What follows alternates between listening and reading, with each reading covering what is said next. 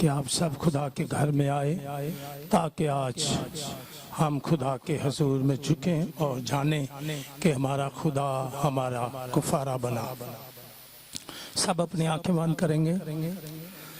एक दूसरा बल्फाज लश्करों के खुदा, मैं अपने आप को, अपनी रूह को, जान को, बदन को, नस नस, गुदा गुदा, एक ही कारगुन को तेरे चरणों में लाता हूँ।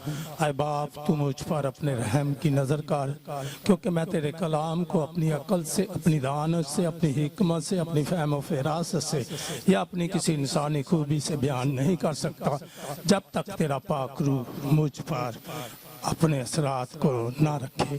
आए खुदावंद, आज के कलाम के लिए मैं तेरी शुक्रगुजारी करता हूँ कि तू अपने इस कलमा के लिए, जो कि कुफारा का कलमा है, तू उसके भेद मुझ पर अपने पाकरू के लिए वसीला से खोल, ताकि जब मैं बयान करूँ तो तेरे इस कलमा के वसीला से बहुत सी जिंदगियाँ आज बरकत पाकर जाने वाली हों, मसीह यीशु के नाम से आमीन।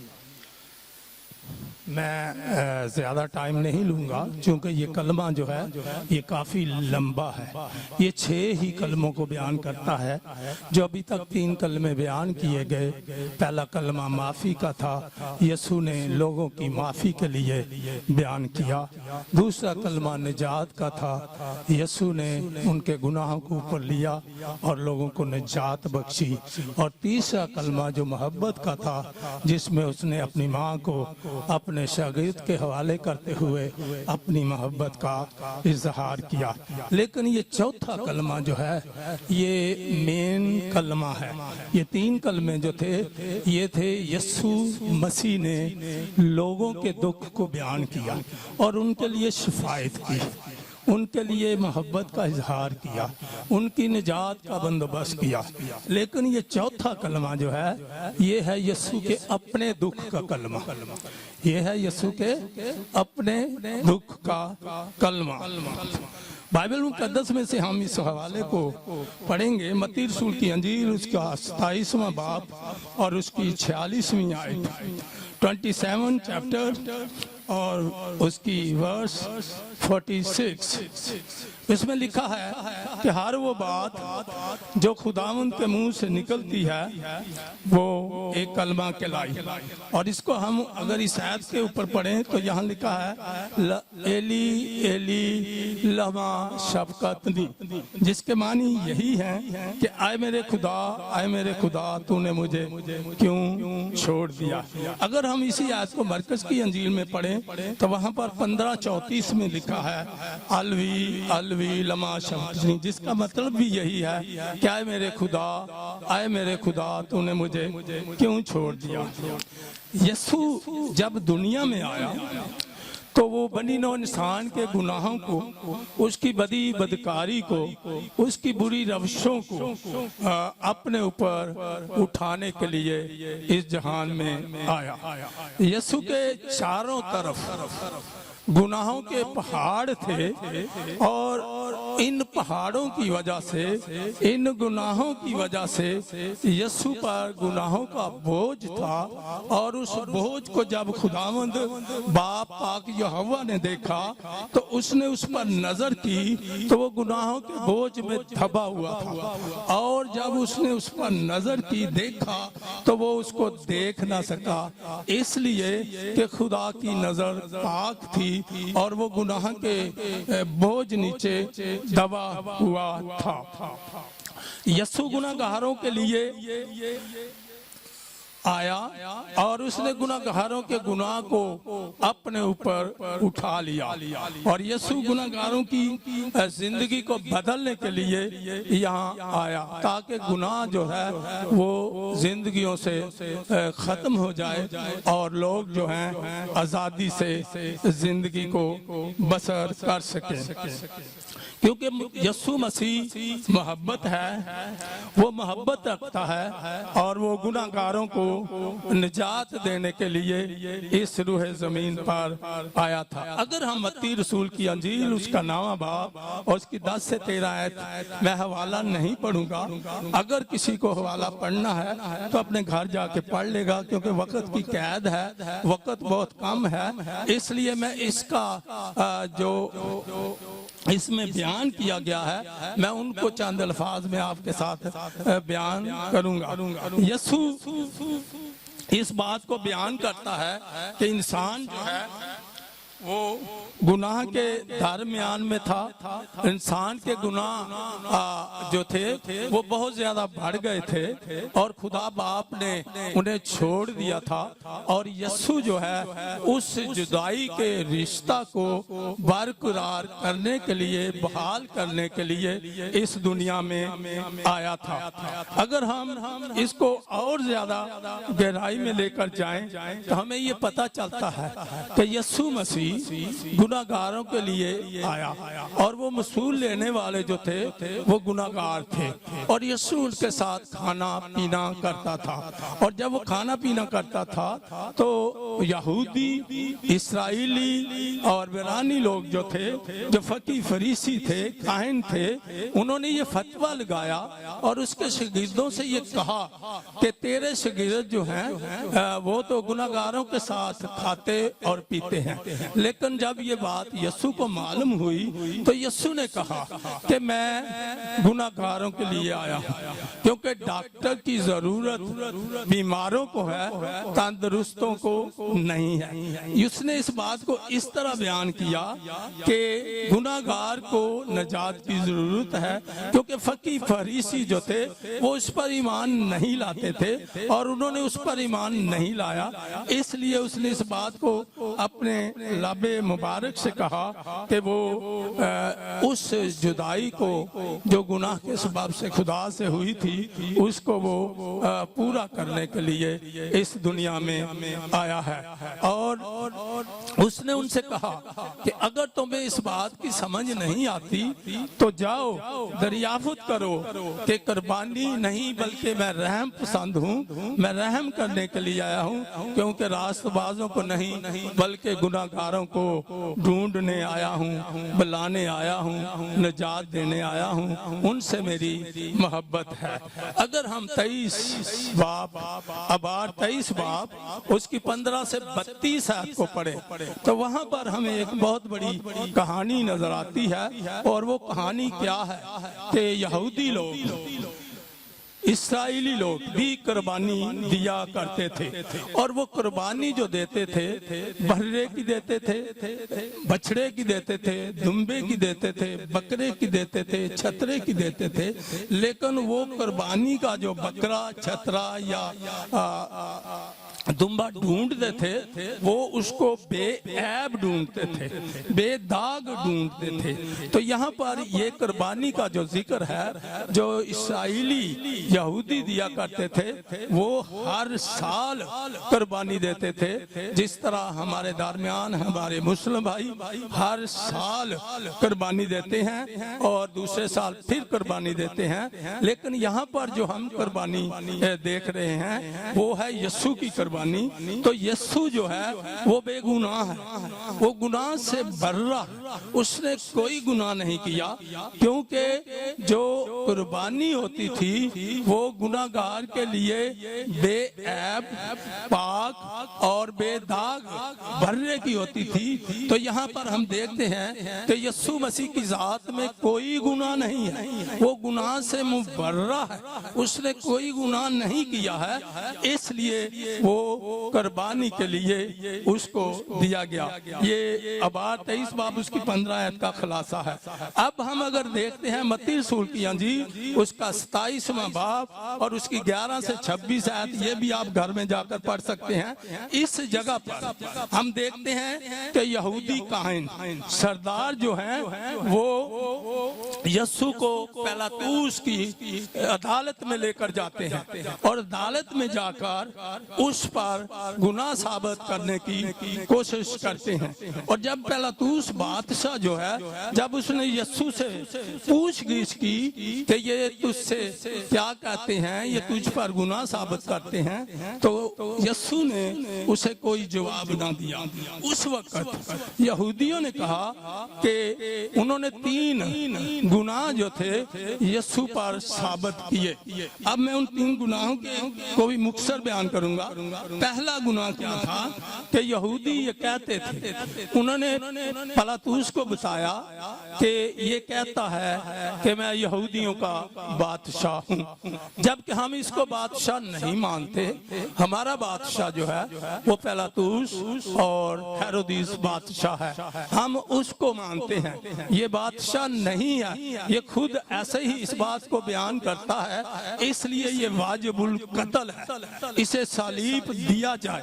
तो जब उसने ये बात सुनी तो उसने उससे पूछा, यीशु मसीह से पिलातुस बादशाह ने, हाकिम ने ये पूछा कि ये जो कुछ कह रहे हैं वाकई ऐसा है कि तू कहता है कि मैं यहूदियों का बादशाह हूँ? लेकिन यीशु ने उसे जवाब दिया कि तू खुद कहता है कि मैं यहूदियों का बादशाह हूँ।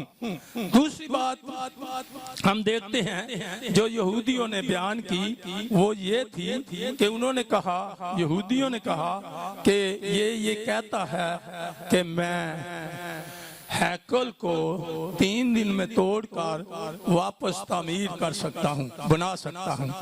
तो यहूदी कहने लगे कि हैकल जो है वो 46 बरस के अंदर 46 ईयर्स में तैयार हुई और उस पर हजारों लोगों ने काम किया, करोड़ों रुपया उस पर खर्च आया, और ये किस तरह कह सकता है कि मैं उसे 3 दिन में तोड़कर फिर तामीर कर सकता हूँ? ये कुफर बकता है, इसलिए वाजिबुल कत्ल है, इसको सलीब दिया जाए, इसको सलीब दिया जाए। तो जब ये बात हो रही थी तो पिलातुस बादशाह जो था वो बड़ा परेशान था, क्योंकि वो ज़हनी तौर पर उसने जब उससे गुफ्तगू की ना पाया, इस वजह से वो परेशान था। वो यीशु को सलीबी मौत से छुड़वाना चाहता था। जब उन्होंने देख लिया कि बादशाह जो है वो यीशु की फेवर में बात करता है, तो वो बहुत होशियार और चालाक थे। वो इस बात से मुतात हो गए कि ये बादशाह जो है ये किसी भी तरीके से यीशु को छुड़ाने की कोशिश कर रहा है। तीसरा इल्जाम जो उन्होंने उस पर लगाया, उन्होंने कहा कि यीशु कहता है कि मैं खुदा का बेटा हूँ। हम जब यूहन्ना रसूल के दरियाई यरदन पर देखते हैं कि यीशु जब वहां गया तो यूहन्ना रसूल ने उसको बपतिस्मा दिया, और जब वो पानी से बाहर आया तो उसके कंधे पर पाक रूह का नुज़ूल हुआ और आसमान खुल गया, और ऊपर से आवाज आई कि ये मेरा प्यारा बेटा है जिससे मैं खुश हूँ। लेकिन यहूदी लोग जो थे वो उसको बेटा नहीं मानते थे। उनका एक सवाल था, वो सवाल क्या था कि वो कहते थे कि खुदा वाहिदुल ला शरीक है, उसका कोई बेटा नहीं है, और ये कहता है मैं उसका बेटा हूँ, तो ये कुफर बकता है, इसलिए वाजिबुल कत्ल है, इसे सलीब दिया जाए। तो जब उसे सलीब की तरफ लेकर जाते हैं और उसे ये कहते हैं कि ये वाजिबुल कत्ल है, तो पिलातुस ने बुजुर्गों से कहा कि मैं इसको पटुआ कर, जब उसने देखा कि ये अपनी बात से बाज नहीं आ रहे, तो उसने कहा कि मैं, हाकिम ने कहा, पिलातुस बादशाह ने कहा कि मैं इसे पटुआ कर छोड़े देता हूँ। लेकिन क्योंकि वो होशियार हो चुके थे, वो पहले जानते थे कि पिलातुस बादशाह जो है वो उसको छुड़ाना चाहता है, तो जब उसने ये बात की कि मैं इसको पटवा कर छोड़े देता हूँ तो वो चिल्ला उठे, क्योंकि उन्होंने बहुत से यहूदियों को रिश्वत देकर, जो गरीब तबका लोग थे, वहां पर हजूम को इकट्ठा किया हुआ था। और जब उसने ये बात कही तो उन्होंने चीखना, चिल्लाना, शोर मचाना शुरू कर दिया कि यीशु को सलीब दिया जाए। रूमी गवर्नमेंट जो थी वो इतनी पावरफुल नहीं थी, उसके सामने जो लोग थे, यहूदी कौम जो थी वो पावरफुल थी, वो दौलतमंद थी और बहुत अमीर थी। रूमी गवर्नमेंट उससे डरती थी। जब पिलातुस ने इस बात को देखा कि ये लोग बहुत ज्यादा शोर मचा रहे हैं तो वो खामोश हो गया और उसने इस बात को अपने ज़हन नशीन किया कि अगर मैं इसको ज्यादा तूल दूंगा तो हो सकता है कि ये बलवा हो जाए और यहाँ पर कोई ऐसा मसलो मसाइल पैदा हो जिससे हमारी हुकूमत का जो तख्ता है क्योंकि उलट सकता है, ये मजहबी पर शीजा है। इसलिए उसने जब उनकी इस बात को सुना तो वो घबरा गया और उसने एक और बात की।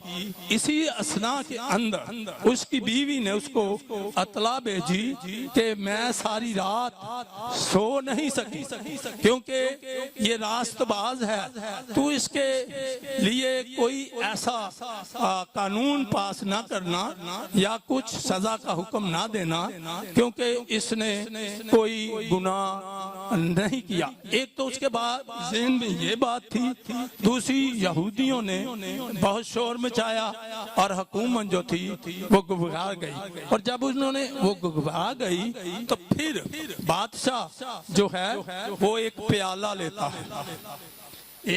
लेता है, उसके अंदर पानी डालता है, पानी डाल के उससे अपने हाथों को धोता है और मकालमा बयान करता है कि मैं इस शख्स के यीशु के खून से बरी हूँ, इसका खून तुम पर और तुम्हारी नस्लों पर होगा।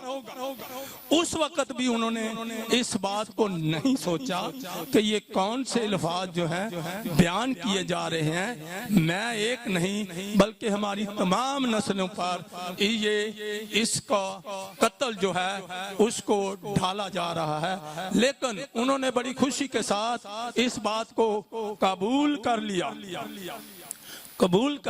और कबूल करने के बाद उन्होंने कहा कि ठीक है, इसका खून हमारी नस्लों पर हो। तो उसमें जब खुदावंद यीशु मसीह जो है वो उस वक्त बेबस है तो पिलातुस बादशाह ने यीशु मसीह को रूमी सिपाहियों के हवाले कर दिया। जब उसने रूमी सिपाहियों के हवाले कर दिया तो वो यीशु को ले गए क्योंकि इस बात को जाहिर करना था कि यीशु जो है वो उसकी नजर में बेकसूर है। लेकिन पिलातुस बादशाह जो है अभी भी अपने अंदर की कैफियत को भूल नहीं रहा क्योंकि वो खुद इस बात का गवाह है कि इसने कोई गुनाह नहीं किया। तो ईद का उस वक्त समा था, कौन सी ईद का? ईद फसा का। यहूदी कौम जो थी ईद फसा हर साल मनाती थी और ये उस बात की खुशी में मनाती थी जब हजरत मूसा ने कौम बनी इस्राइल को मिस्र से आज़ादी दिलाई और उस आज़ादी के इवज में खुदावंद ने उन्हें कहा कि तुम इस दिन को हमेशा याद रखना और इस दिन को ईद के तौर पर मनाना। तो ये ईद का दिन था, यहाँ पर ईद फसा का मौका था। तो पिलातुस बादशाह जो था उस वक्त हुकूमत जो थी, रियासत जो थी, इस मौके पर किसी ना किसी एक डाकू को, कातल को रिहा किया करती थी। ये उनके दस्तूर में शामिल था। तो अब ये एक कार्ड जो है ये पिलातुस बादशाह के पास था और ये बड़ा पावरफुल कार्ड था कि वो बराबा डाकू, जिसके नाम से माएँ अपने बच्चों को खौफजदा करती थी, डराती थी, क्योंकि उसने शीरख्वार बच्चों को बहुत कत्ल किया हुआ था और फिर उसने हुकूमत का तख्ता उलटने के लिए साजिश की थी और इसी गुनाह के अंदर वो पकड़ा गया हुआ था और जेल में था। तो बादशाह ये जानता था कि यहूदी कौम जो है इसका खौफ मानती है, तो मैं उसको इस ईद पर रिहा करूंगा जेल से और यीशु के साथ इसको खड़ा करके लोगों से कहूंगा कि जिसको आप चाहते हो मांग लो। क्योंकि पिलातुस बादशाह इस बात पर शांति रखता था कि बराबा डाकू जो है वो दुनिया की नजर के अंदर बदकार है, उसको लोग नहीं मांगेंगे, यीशु को मांग लेंगे और यीशु जो है वो रिहा हो जाएगा। यहाँ पर एक बहुत खास बात है जिसका जिक्र संतिया ने दूसरे कलमे में बयान किया कि हम देखते हैं कि खुदावंद यीशु मसीह जो है वो लोगों को माफ करने की कुदरत रखता था। तो यहाँ पर जब वो बराबा डाकू को यीशु के साथ खड़ा करता है और बहुत सारे लोग वहाँ मौजूद थे, कौम बहुत ज्यादा थी, फकी और फरीसी वहाँ मौजूद थे, वो लोग जो वहाँ मौजूद थे उनको यहूदी सरदार काहिनों ने रिश्वत दे रखी थी कि जब भी कोई बात करनी होगी तो तुमने यीशु के क्या करनी है, खिलाफ करनी है। तो जब हाकम ने पिलातुस बादशाह ने यीशु को बराबा के साथ खड़ा किया तो उनसे कहा गया कि तुम जिसको चाहते हो उसको मांग लो, और उन्होंने यीशु की बजाय बराबा को मांग लिया। इसमें एक खास राज की बात है, वो मैं आज आपको बताना चाहता हूँ। राज ये है कि अगर यीशु मसीह को वो मांग लेते हैं, यीशु सलीब नहीं चढ़ता, यीशु गुनाहों का कफारा नहीं देता, तो फिर बनी नौ इंसान जो है उसकी आज़ादी नहीं है, वो कभी भी अब गुनाह से आज़ाद नहीं हो सकते थे। तो अगर हम पुराने अहदनामे की तस्दीक में जाएं तो वहाँ हमें पता चलता है यूसाया नबी ने पेशन गोई, यरमिया ने पेशन गोई की, यूना नबी ने पेशन गोई की और मुख्तलिफ दानियल ने पेशन गोई की कि एक बर्रा दुनिया में आएगा जो दुनिया के गुनाहों को अपने ऊपर उठा लेगा। अगर वहां पर यीशु को बरी कर दिया जाता है तो फिर ये कलाम जो है ये झूठा करार दिया जाता है, इसलिए कि कलाम की एक एक वर्ष जो है वो पाया तकमील तक पहुंचनी है, इसलिए यीशु को वहां नहीं मांगा गया, उसको सलीब के लिए, उस सजा के लिए मुनसक कर दिया गया, मुकर्रर कर दिया गया और बादशाह ने रूमी सिपाहियों के हवाले उसको कर दिया। और जब वो रूमी सिपाहियों के हवाले हो गया तो यहाँ पर हम देखते हैं अगर रूमियों की अंजील उसका 5वां बाब और उसकी 6 से 11 आयत को पढ़ें तो वहाँ पर हमें बहुत से ऐसे बकालमे मिलते हैं जो कि पौलुस रसूल करता है। पौलुस रसूल कफारे के हवाले से कहता है कि जब हम गुनाहगार ही थे तो यीशु हमारी खातिर क्या हुआ, मुआ। जब हम गुनाहगार ही थे तो यीशु हमारी खातिर मुआ और उसने हमारा कफारा दिया। इसलिए उसने कफारा दिया कि जो अबाहो जुदाद में पुराने अहदनामे के लोग कुर्बानी देते थे वो बेऐब थी, बेदाग थी। यहाँ पर एक लफ्ज का इसके अंदर इजाफा किया गया है कि यहाँ पर यीशु जो है वो कफारे के लिए बेऐब भी है और वो पाक है। वो क्या है? पाक भी है और बेदाग भी है, और बेदाग भी है और अपनी जात में बेगुनाह भी है। उसने कोई गुनाह किसी को पूरा किया। वो 33.5 वर्ष इस दुनिया में रहा, इंसान भी रहा, इंसान की सूरत में रहा और खुदा भी रहा। मुकम्मल वो इंसान भी था, खुदा भी था, लेकिन इसके बावजूद उसकी जात के अंदर गुनाह नहीं था। इसलिए उसका कुर्बान होना जो है वो बहुत जरूरी था। अगर वो कुर्बान नहीं होता तो हमारे गुनाह कोई उठाने वाला नहीं था।